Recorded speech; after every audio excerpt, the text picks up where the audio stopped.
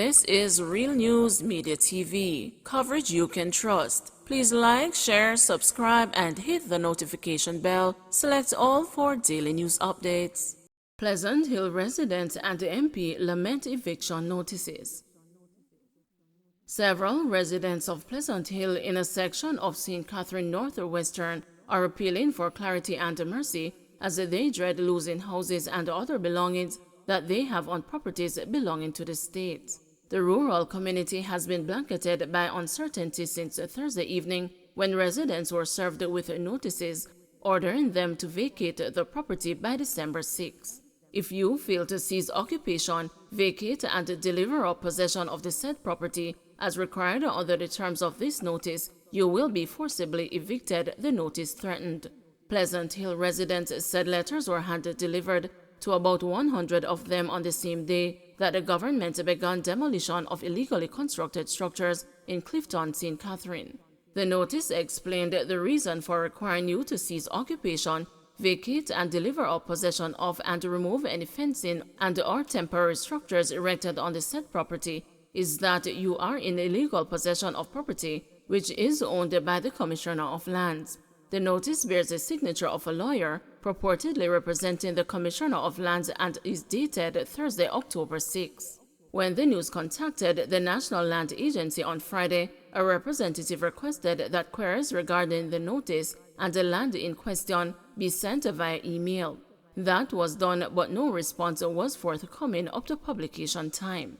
Member of Parliament for St. Catherine Northwestern Hugh Graham lamented not being informed ahead of the notices being served. I haven't been invited to a meeting with the government to see what is happening, what their plans are, if they have engaged the residents, and what alternate arrangements are in place, etc., he said. I don't understand how the government believes it can treat people like that as if it is okay. It is not okay. At least have town hall meetings and say whatever it is that you have to say and take the people along with you. We can't be so dictatorial. Some residents said they have been having amicable discussions with the NLA regarding becoming legitimate owners of the property. They said the next person that would be coming would be a surveyor, and they are not going to push the people off the land, Andrea Duhaney claimed on Friday, adding that she and her family have been living in the community for more than 3 decades. According to her, the notices caught the residents totally off guard. We expected to hear that the land is ready to survey so that people can get titles, only to see them come with notice showing that we are to vacate the land, she said. Duhaney, like other residents, told the news that they have invested heavily in the properties over the years. A number of them inherited parts of the property from their foreparents, while others bought from people who once cultivated sugarcane on it to be sold to the nearby Worthy Park Sugar Estate. A few years ago, when the price for sugarcane decreased drastically, a number of the small farmers sold the parcels of land they occupied. Several people made purchases at relatively low cost and started to build houses. Before the recent influx of people, a few residents lived on the land unhindered. Frederick Moyton, who said he has been living there for 50 years, is apprehensive about the very thought of leaving. This can't be the right thing because everybody want to live somewhere to make yourself comfortable. Which part we are going to move to with women and children and everything, he asked. Jerome Young, 34, who was born and raised in the community, commented, this caught everybody by surprise. 25-year-old Westmoreland man found riddled with bullet wounds. The body of a man was found riddled with bullet wounds mere hours after he left a bar on Saturday at the Carowena district in Petersfield, Westmoreland. The deceased has been identified as 25-year-old Shadeen Muir, otherwise called Bro, a laborer in the community. The police are theorizing that the man was killed between 1 a.m. and 5:55 p.m. on Saturday. Reports from the police are that on Friday, October 7 at 7 p.m., Muir was seen along Paris Lounge along Petersfield Main Road, drinking and spending from a large sum of cash. The man then left about 12 midnight. Following his departure, citizens then heard explosions at 1 a.m. on Saturday coming from the vicinity of Muir's house. However, the police were not alerted. Citizens then reportedly stumbled upon Muir's body at 5:55 p.m. the same day in his yard in a pool of blood. They then contacted the police. On arrival of the police, Muir was seen on his back at the side of his house with what appeared to be multiple gunshot wounds to his upper body. Upon further checks by the police, it was revealed that the back door to Muir's house was pried open and the house ransacked. The DVR for his camera system was also missing. Muir was taken to the Savannah Lamar Hospital, where he was pronounced dead. Female who was hiding with Jamaica's Most Wanted now in custody.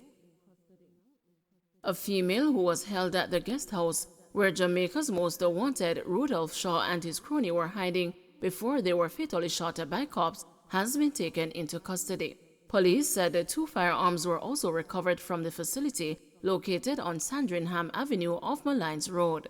Police said a manhunt was launched for Shaw after he escaped from the Central Kingston Police lockup on Thursday. Police, in a post on their social media page, said Shaw, since he went on the run, has been the major subject of intense surveillance and tracking. Investigators said they were later able to identify that Shaw was holding up at a guest house. Reports are that when the police team swooped down on the location, they were greeted with a gunfire.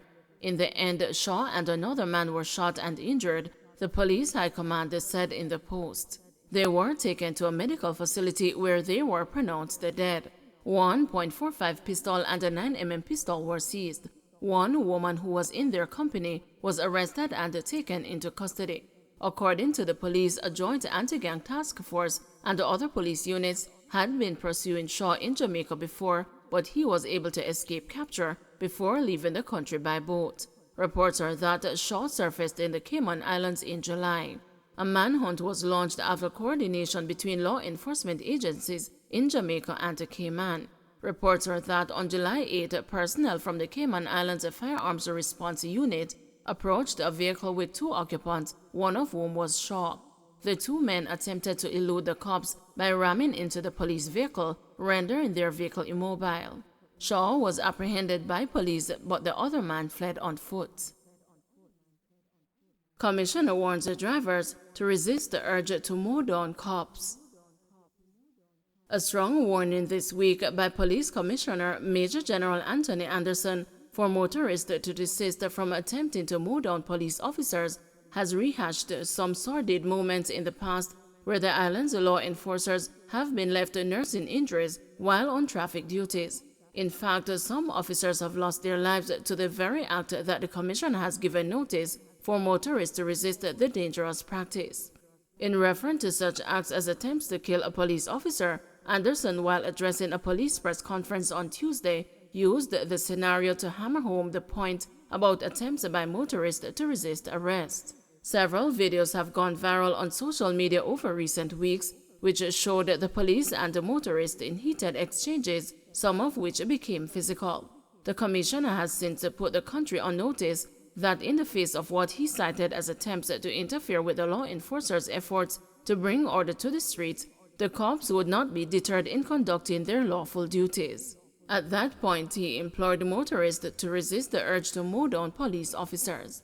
This idea that the police are stopping somebody and you are going to drive your car having been stopped and drive your car away and hit down a police officer, as far as I am concerned, you are attempting to kill the police officer and he can respond in a manner of stopping himself from being killed, declared Anderson. So when you're being stopped, stop, the commissioner insisted. I am not talking about somebody going at speeds and he can't stop in time. I am talking about the person who is in a discussion with the police officer is in front of the car, and they decide to drive and mow them down. That is not acceptable, and the police officer or the police team that is there have to respond appropriately, Anderson stated. Over the years, there have been such incidents where motorists have ignored the lawful commands of officers to stop and have instead opted to mow down the cops on duty. For example, on January 10, 2022, a police constable was hospitalized with a broken leg after he was mowed down by a motorist in Santa Cruz, St. Elizabeth. The incident happened during an operation involving the police and the personnel from the Transport Authority at about 11 a.m. near the Horizon Park Housing Scheme in Santa Cruz. Then, head of the St. Elizabeth Police, Superintendent Dwight Daly, said the cop and the TA personnel were conducting duties when the lawman was hit down by a motorcycle. The cop was admitted to the hospital for treatment for the broken leg. Don't forget to like, share, subscribe, and hit the notification bell. Select all for daily news updates.